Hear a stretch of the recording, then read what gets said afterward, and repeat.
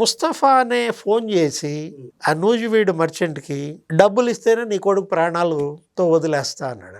ముస్తఫా అల్లుడు లేకపోతే ముస్తఫా కొడుకు గుంటూరులో ఒక పెద్ద మాఫియా డాన్స్గా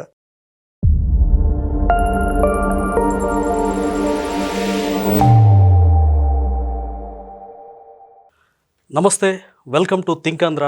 నేను మీ మాణిక్. వైఎస్ఆర్సీపీ మాజీ ఎమ్మెల్యే, గుంటూరు తూర్పు ఎమ్మెల్యే ముస్తఫా గారు ప్రస్తుతం పరారీలో ఉన్నారు. ఆయన కుమారుడు కూడా పరారీలో ఉన్నారు. ఆయన ఆచూకీ కోసం ఏలూరు జిల్లా నూజివీడు పోలీసులు తీవ్రంగా గాలిస్తూ ఉన్నారు. వాళ్ళ ఆచూకీ తెలిస్తే మాకు ఇన్ఫార్మ్ చేయండి, మీ వివరాలు గోప్యంగా ఉంచుతాం అంటూ వాళ్ళ మీద పోలీసులు తీవ్రంగా గాలింపు చర్యలు చేపట్టారు. అసలు ఎందుకు వాళ్ళు ఎస్కేప్లో ఉన్నారు, వాళ్ళు చేసినటువంటి నిర్వాహకం ఏంటి, ఈ విషయాలన్నీ కూడా మనతో డిస్కస్ చేసి పూర్తి విశ్లేషణ అందించడానికి మనతో పాటు ఉన్నారు సీనియర్ జర్నలిస్ట్ డివి శ్రీనివాస్ గారు.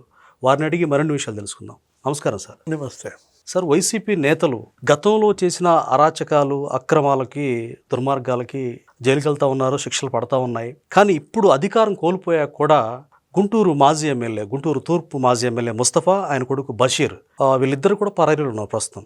అంటే ఎందుకయ్యానంటే అంతకుముందు తాజాగా పొగాకు లోడుని మాకే అమ్మాలంటూ బ్లాక్మెయిల్ చేసి ఆయన కొడుకు బషీర్ వాళ్ళని వేధించడం, కొట్టడం, కిడ్నాప్ చేయడం, వీటి మీద కేసు నమోదైంది. కులం పేరుతో కూడా దూషించినటువంటి ఘటనలో వాళ్ళ తండ్రి గారు కూడా, మాజీ ఎమ్మెల్యే కూడా పరారీలో ఉన్నారు. సో అసలు వీళ్ళ యాటిట్యూడ్ మనం ఏ విధంగా చూడాలి? వైసీపీ నేతలకి ఈ క్రైమ్ అనేది ఒక న్యాచురల్గా, సహజసిద్ధంగా కనిపిస్తూ ఉంది.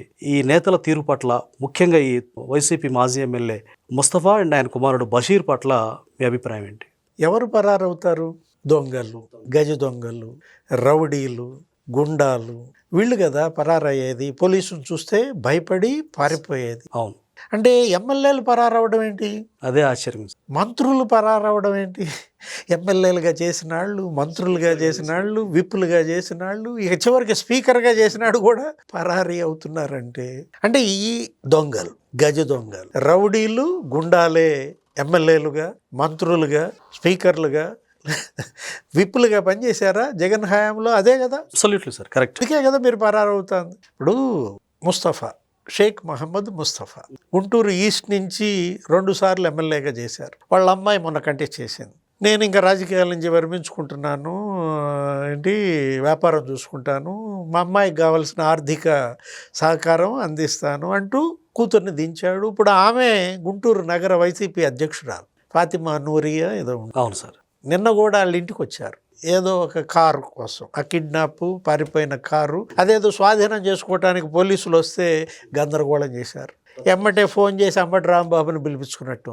అంటే వైసీపీ వాళ్ళ మీదకి, ఎవరి మీదకి పోలీసులు వస్తున్నా అక్కడికి వెంటనే అంబటిని పిలిపించుకుంటున్నారా? గుంటూరుకి ఆయన ఒక డాన్ అయిపోయినట్టుగా అనిపిస్తుంది సార్. అంటే భీష్ముడు ముందు శిఖండిని పెడతారా? అంటే శిఖండిని తీసుకొచ్చి భీష్ముడిని పండబెట్టినట్టుగా పోలీసుల్ని వాళ్ళ మరి పండబెట్టాలంటే అంబటి రాంబాబుని చూపిస్తున్నారా తీసుకొచ్చి? పోలీసులు ఆయనకు భయపడతారనే ఉద్దేశం ఉండొచ్చా సార్ వాళ్ళకి? అసలు ఏంటి, అంబటిని చూడంగానే ఈ శిఖండితో మాకెందుకని పోలీసులు వెళ్ళిపోతారనా?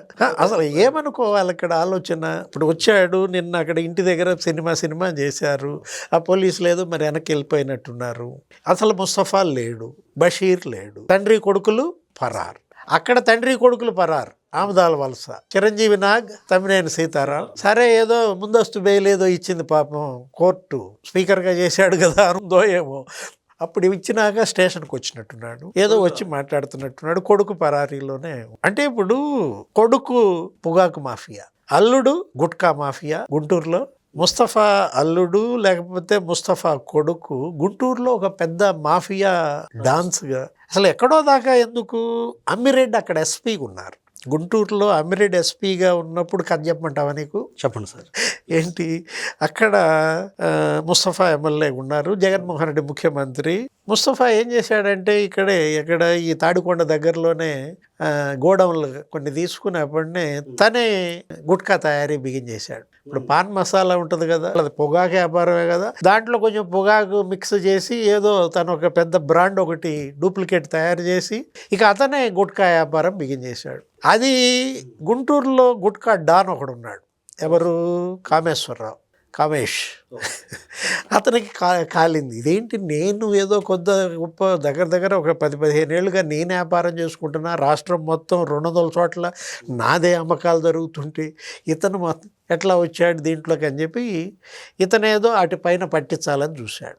దాడి చేశాడు. అమ్మిరెడ్డిది ఏం పోద్ది, వాడు చెప్పినా దాడి చేస్తాడు, వీడు చెప్పినా దాడి చేస్తాడు. ఇద్దరి దగ్గర సరే మామూలు మనకు తెలిసిందే కదా, పోలీస్ వ్యవహారం మనకు తెలియందేముంది. పట్టుకున్నారు, ఆ మిషనరీ అంతా స్వాధీనం చేసుకున్నారు. రైట్ ఠూమ్ డస్క్. అసలు జగన్మోహన్ రెడ్డి ముఖ్యమంత్రి, నేను ఎమ్మెల్యే, మాకు సంబంధించిన వాటిపైన దాడి చేపిస్తారా అని చెప్పి కామేశ్వరరావు అంతు తేల్చాలని అమ్మిరెడ్డి దగ్గర, జగన్మోహన్ రెడ్డి దగ్గర ఒత్తిడి తెచ్చాడు.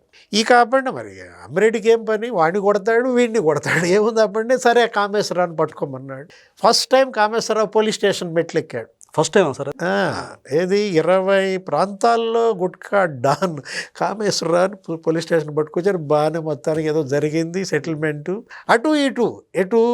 అటు ముస్తఫా, ఇటు కామేష్, అమ్మిరెడ్డి, అమ్మ నాన్న ఓ తమిళ అమ్మాయి అంటే ఇటు ముస్తఫా లేకపోతే కామేష్, అమ్మిరెడ్డి ఎవరు లాభపడ్డారు, ఎవరు బాగుపడ్డారు? కామేష్ దెబ్బతిన్నాడు, ముస్తఫా దెబ్బతిన్నాడు, అమ్మిరెడ్డి లాభపడ్డాడా? ఇక్కడ ఇష్యూ ఏంటంటే గుట్కా మాఫియా గురించి చెప్తూ నీకు ఈ కథ చెప్పాను. ఇప్పుడు అసలు మనం మాట్లాడుకునే దేని గురించి? Tobacco mafia. దానికి సిమిలర్ గా ఇది కూడా ఎవరో నూజువీడు అక్కడ ఏంటి ఆ పొగాకు వ్యాపారస్తుడు వీళ్ళకి అమ్మేవాడు అనుకుంటా. అంటే ముస్తఫా తమ్ముడు ముస్తఫా అక్కడ టంగుటూరు కానీ ప్రకాశం జిల్లా, గుంటూరు జిల్లాలో బాగానే మంచి టొబాకో వ్యాపారం ఇప్పటిది కాదులే వీళ్ళ ఆరిజిన్. అయితే ముస్తఫానే ఫోన్ చేసి ఆ నూజివీడు మర్చెంట్కి డబ్బులు ఇస్తేనే నీ కొడుకు ప్రాణాలతో వదిలేస్తా అన్నాడు. అది రికార్డెడ్ సార్, అది దొరికాయి, నీకు కాల్ రికార్డ్స్ దొరికాయి. అది దొరికితేనే కదా ఇప్పుడు పట్టుకోవటానికి వస్తే పరారైంది. అసలు బషీర్ అయితే అసలు స్పాట్ లో ఉన్నాడని ఇప్పుడు ఒక 4-5 దొరికారు. ఏది ఆ కిడ్నాప్ చేసిన వాళ్ళు. ఇప్పుడు ఆ పొగాకు మర్చెంట్ అతని కొడుకుని కిడ్నాప్ చేశారు, అభి అనే కుర్రాడిని. ఆ లారీ ఆ పొగాకుని ఏమంటారు, మాకు బాకీ ఉన్నాడు అతను, మా బాకీ ఇస్తే అమ్ముకోవాలంటాడు. అతనేమంటాడు, ఇన్నాళ్ళు నన్ను వీళ్ళు దోచేశారు, తక్కువ రేటుకు కొన్నారు నా దగ్గర, ఇప్పుడేదో ఎక్కువ రేటు వస్తే నేనేదో అమ్ముకోవాలని చూస్తే నన్ను వ్యాపారం చేసుకోనీరా అంటాడు అతను. మొత్తానికి టొబాకో మాఫియా, గుట్కా మాఫియా గుంటూరులో రెండింటికి కేర్ ఆఫ్ అడ్రస్ ముస్తఫానా, బషీరా. ఈ లిక్కర్ కుంభకోణం కూడా ఇప్పుడు ఇందాక మీరు చెప్పినటువంటి ఉదంతం, ఈ అంటే పొగాకు ఉంది కదా అని చెప్పేసి వాళ్ళు గుట్కాని కూడా కల్తీ చేశారు, మరి చూసారా? అలాగే వీళ్ళు లిక్కర్ మాఫియా జగన్మోహన్ రెడ్డి సాగించిన ఉదంతంలో కూడా వాళ్ళే కొన్ని దానికి సంబంధించినటువంటి మెటీరియల్ తీసుకొచ్చి స్పిరిట్ అది ఇది కలిపేసి వాళ్ళే లిక్కర్ తయారు చేసి ఆమె నేపథ్యం. సో సేమ్ వాళ్ళ అధినాయకుడు ఏదైతే మాఫియా చేశాడో అదే టైప్లో ఈయన గుట్కాని కూడా తయారు చేయడం, పాన్ మసాలాలు తయారు చేయడం, నిజంగా ఈ రెండు సిమిలర్ గా కలుస్తున్నాయి కదా. అంటే వాళ్ళేమో మద్యానికి ఫేక్ తయారు చేశారు, ఏది అసలు డిస్టిలరీలు కబ్జా చేయడం, ఆ తర్వాత అసలు దాంతో సంతృప్తి పడక అసలు వీళ్ళే మద్యం తయారీ చేయడం, కాలకూట విషం. దాంట్లో అసలు ఏంటి, రసాయనాలు విపరీతంగా కలిపారు. అది తాగిన వాళ్ళందరూ కూడా కళ్ళు దెబ్బతిన్నాయి, కిడ్నీస్ దెబ్బతిన్నాయి, లివర్ దెబ్బతిన్నాయి, అసలు చచ్చిపోయారు అనేక మంది. వేల మంది చనిపోయారు, కొంతమంది బెడ్ మీద ఉన్నారు సార్. ఇప్పుడు అదే దానిలోనే కదా Chevireddy Bhaskar Reddy arrest, Mithun Reddy arrest, Jaganmohan Reddy secretary Dhanunjaya Reddy arrest, Jaganmohan Reddy మరి OSD Krishnamohan Reddy arrest, Jaganmohan Reddy finance director Balaji Govindappa arrest. 21 మంది 22 మంది అరెస్ట్ అయ్యారు ఆ కేసులో. ఏది ఏపీ లిక్కర్ స్కామ్. ఇప్పుడు ఈడీ చూస్తోంది. ఇప్పుడు సిటీ దగ్గర నుంచి అసలు రేపో మాపో అంతిమ లబ్ధిదారు ఆయన ఇంటికి నోటీసులు అన్నారు జగన్మోహన్ రెడ్డి. అసలు ఏదో అందుకే ఆ కేఎన్ఆర్ను పట్టుకొచ్చారు కదా, పిఏని పట్టుకొచ్చారు, నాగేశ్వర రెడ్డి విచారించారు, ఆయన కార్ షోరూమ్ అను, పెట్రోల్ బంక్ అను. అంటే పిఏకే తిరుపతిలో 500 కోట్లు, విశాఖలో 500 కోట్లు, అమరావతిలో 500 కోట్లు, బెంగళూరులో 500 కోట్లు పిఏకి. సార్ ప్రజల రక్త మాంసాలను ఈ విధంగా చేసి మరలా మేము వస్తాము మీ ఎంత చూస్తాము అని ఇప్పటికీ ఆ ప్రగల్భాలని మనం ఏ విధంగా అర్థం చేసుకోవాలి? ఇది మద్యంలో కల్తీ.